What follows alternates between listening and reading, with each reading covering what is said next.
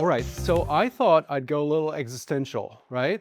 What's the most basic question that we can ask about cities that from which all the others may, in some sense, follow? So I agree with everything I was said this morning, but I want to ask a question that's basically why cities even exist, right?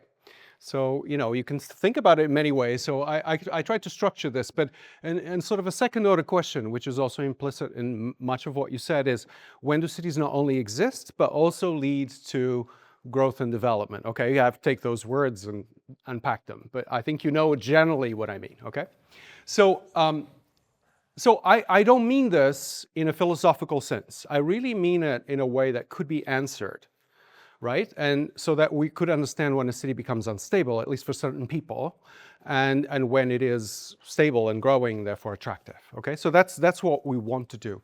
And in doing that, I would like to kind of talk us up a little bit as a field, in the sense that I believe that through studying cities and answering some of these questions, we can ask and answer questions that are more fundamental than many other sciences, including geography and the social sciences, because they're integrated in cities in ways that are not specific to economics or sociology or something, okay? So, so I try to organize it in these two ways. On the one hand, there's, if you will, an individual calculus, a cost benefit by which, so we have some answers to this, so I want to start there.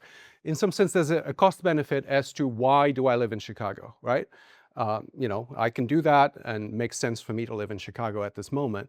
And this would be true for each one of you where you live, right? But there may be other places where you could live where that cost benefit may make sense. But we don't know actually what this cost benefit actually is, right? If we were to write it down as an equation or something that we could specify.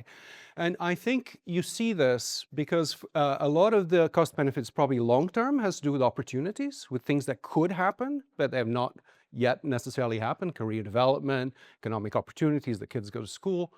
And there are situations, and when we think of the problems of why cities exist, I think it's really good to think about some things that you already said, which has to do, if you look, for example, at somebody very poor or somebody very rich, why are they there? And there's a lot of ideas that cities should not exist for somebody very poor, like in a slum, that people somehow something went wrong. Right? But people are there, right? And they can tell you why they're there, right? And right or wrongly. And so in some sense, the reason why those people are there, the very rich and the very poor, this is just one example, is not purely economic. It's not because they're making a lot of money or because they couldn't live somewhere else, right? It's for other reasons. They're not just, they have to do with they like to live there, there are cultural opportunities, their friends are there, they think it's a pathway to the future. Something like this that we need to specify, okay? We did a lot of work also in ancient cities. One of the things that's important when you look across the world to different political systems, different economic systems, but also through time, same thing, is that you understand that cities are not specific to particular economic models. It's not neoliberalism or communism. It's not about democracy or communism or ancient regimes. Cities are more important, more pervasive than all those things. Even though the cost benefit does change, and the scale can change and the organization can change, there's something stronger about cities. So I'd like to get to what that is. So I think that almost last question from the first part is why are, when and why are cities stable despite great inequality, poverty, or wealth is really important. That was your question to a large extent. So, okay. Then there's another way to look at this, which is from the top down, so to speak. So the first question has been addressed, for example, in our theories of urban scaling. There's a cost-benefit analysis. In economic theories, it's simplistic, but there's also a cost-benefit analysis of why people are there in terms of utility or something.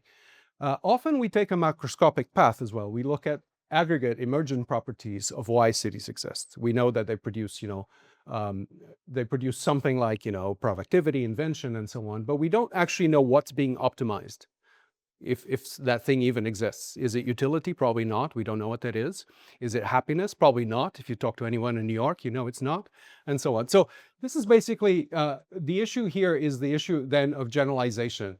When we understand that a city in the global south or that it's poor can exist, what's the spatial limit of the city? Many of you also brought that up. That has to do with being connected into the city or not. And finally, I think there's an interesting question, even as we change technologies, Anand's question in a certain sense.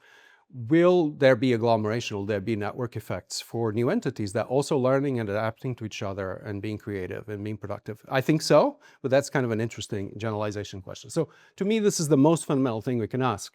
And if we make progress in answering, I think we'll be able to also specify many and specific cases we discuss it. Thank you.